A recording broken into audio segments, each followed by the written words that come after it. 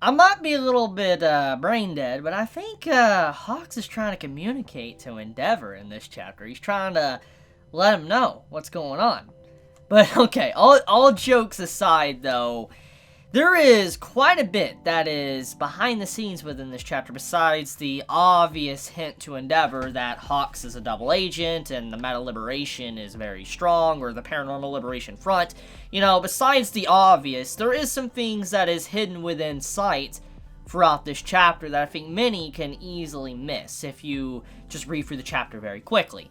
And the first thing I want to point out that I didn't really notice until I read it a second time, just doing my second read after I finish it, is that the individual, the Starservant guy, the guy that's using glass, the seer, he has a bloody nose that pops up, and it's before Endeavor attacks him. As soon as he starts to use his ability, he gets a nosebleed.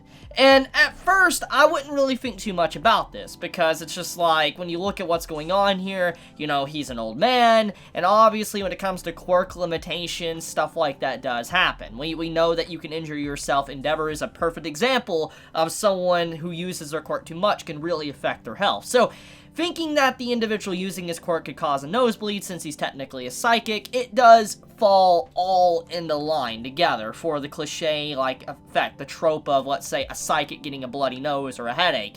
But I think there is more going on here than just a typical, you know, I guess, negative effect to a quirk. And what I believe is that the individual truly is probably someone that is brainwashed, or someone that was lied to, etc. Because we gotta look at the little interactions we got at the beginning of the chapter before Endeavor was on the scene. You have to where the civilians start talking about this dude Starservant. They know who he is by name. They recognize him by name and appearance. That means that the person is very relevant and someone that is easy to notice. And so they recognize this individual by name, and they weren't fearful of him, which is something that is incredibly shocking. Because you would think if it was a villain, they would instantly be running. Like, if you saw someone like a Nomu pop up, people would be running. They would be legitimately running if they saw something like that happen. But someone like Starservant pops up, he's floating, he's doing this crazy preaching. They're even making fun of him, saying he's off his rockers. Even when he starts to use his quirk, they start to say he's just crazy. So it means that these individuals know who he is. These civilians in that office knew who he was, which means that he is someone that they see that isn't a villain. So if that is the case, what's going on here? Why do they know him? Why weren't they fearful? Why was he using his quirk? Why was he saying what he was saying? There's a couple of things I could think of, but one likely theory is that he's probably an old man that is constantly preaching, etc., probably saying a lot of crazy stuff, and then someone probably said something to him, probably the Paranormal Liberation Front, you know, Shigaraki's group, probably said something to him about Endeavor, maybe, you know, Dobby, and basically said who he really is, and that is why he started acting like he did. And even if, hypothetically, okay, let's say he isn't a crazy old man, it's possible he could be under the effects of brainwashing. Like I said, this goes back to the earlier thing I said. With the bloody nose, with the running of blood off from his nose, it makes you wonder if he's under effect of a drug or something. Because if there's one thing I know from the spin-off of My Hero Academia Vigilante, I'm not going to get into too many details because spoiler reasons, but there is something that is introduced within that manga, and, you know, Vigilante is canon. There is a drug called Trigger, and it makes me wonder if that is being used on this individual to increase his strength with his quirk, etc., and allow him to be kind of unhinged to this extent. I do wonder if Horikoshi is incorporating that or not. But even if that is not the case, though, it's possible he could be under the effects of brainwashing or tampering, someone telling him a lie. If he is a crazy old man, giving a crazy individual a reason to attack someone is probably very simple if you know how to manipulate. And that's probably what happened, and that's probably why he is attacking Endeavor like he is, because he was manipulated to do it. The question is, for what reason? What was he trying to convey? What was he saying to Endeavor in that entire moment? It's something that you can kind of easily glance over and think he's just speaking gibberish. Since it is a crazy old guy, you wouldn't really want to pay too much attention to what he's saying. But What he says is very obvious. He basically states that Endeavor is the bringer of darkness. He is someone that is a light or a king that will bring great darkness and he will fall, etc. Basically, it's all talking about things that we know but the public doesn't. For instance, it's something that we've all talked about for a long time now, theorizing when it could potentially happen, and that is when Endeavor's secret is finally revealed to the entire world. It's obvious it's going to happen one day. This has always been something we've been very aware of, and it's not something that obviously Horikoshi's really trying to shy away from or hide, but I feel like this might be the arc. This might be the arc where Endeavor falls from grace in terms of publicly. And also brings into question the hero system and who they have watching over them. Because the man was basically saying he was the bringer of darkness. And talking about Endeavor, how he was bad and all that, etc. It seems like someone told him what Endeavor was. And Endeavor was being hinted at being a bad guy. And I think that's what was being done there. I could be wrong, but it was very apparent just from the dialogue. Then, there's another little piece that people can easily miss that was conveyed at the beginning of the chapter, and that is the civilians. When the dude, Starservant, starts to use his quirk and grabs glass to use as an attack, the civilians start talking about, we cannot wait for a hero. That is very important. That is critical info. That's very critical info, because if there's one thing we know about is that civilians can't use quirks because it's illegal.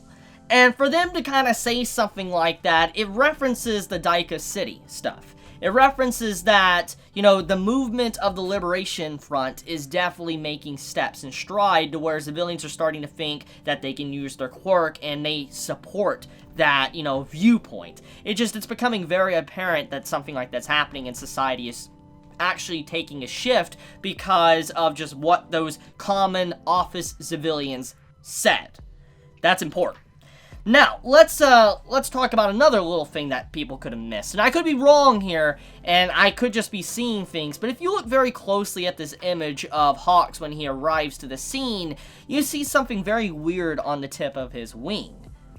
It looks like a tracking device. It looks like a listening device. If you look, it looks like a little miniaturized, like, listening camera device on his wing. Like I said, I could be wrong, maybe I'm seeing things, but it does look like that. And I wonder if that was very intentional to show where these cameras are linked to be able to listen in at all times when Hawks moves around. It just does make sense for us to kind of see a glimpse of it. But even then, though, is what Hawks tried to convey to Endeavor.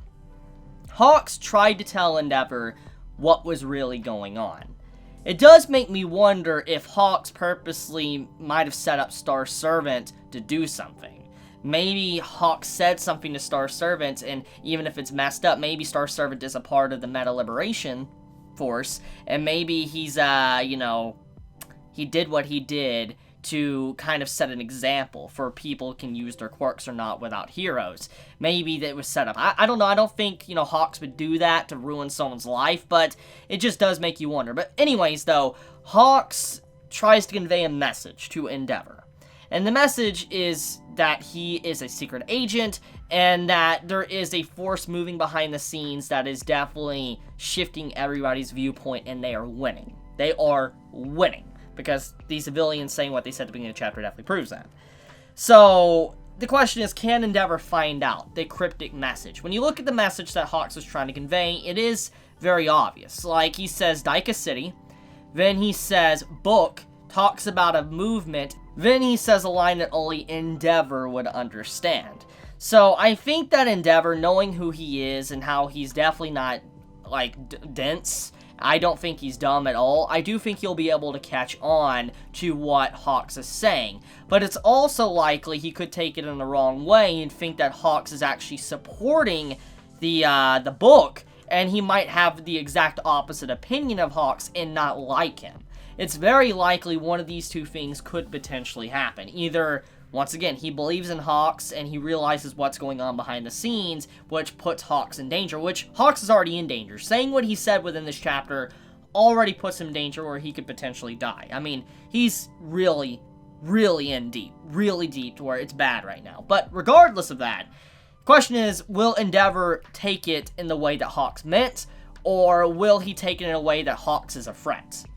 And I think this is probably going to be a big point of what this arc is about. It's probably going to be about, like I said, the fall of Endeavor, but also the shift in society, how there's both sides to this argument. You know, should civilians be able to use their quirk, and should heroes still retain the sole responsibility of protecting everybody in the world? That is the question that pops up. So that's what I think this arc is about. But okay, I want to leave it at that. Let me know your thoughts in the comments below. If you enjoy my content, you know, please subscribe. Tell me your thoughts on how you felt about this, you know, chapter. Did you like it? Did you hate it? And also, let me know how you felt about the trio getting their time to shine stolen away from them by Hawks. How do you feel about that? Let me know your thoughts in the comments below. But okay, I want to leave it at that. I love you guys. If you enjoy my content, you know, please subscribe. If you like this video, please leave a like. And if you want to get notified for whenever I upload a video, please click the bell icon down below. And with that, Chibi out.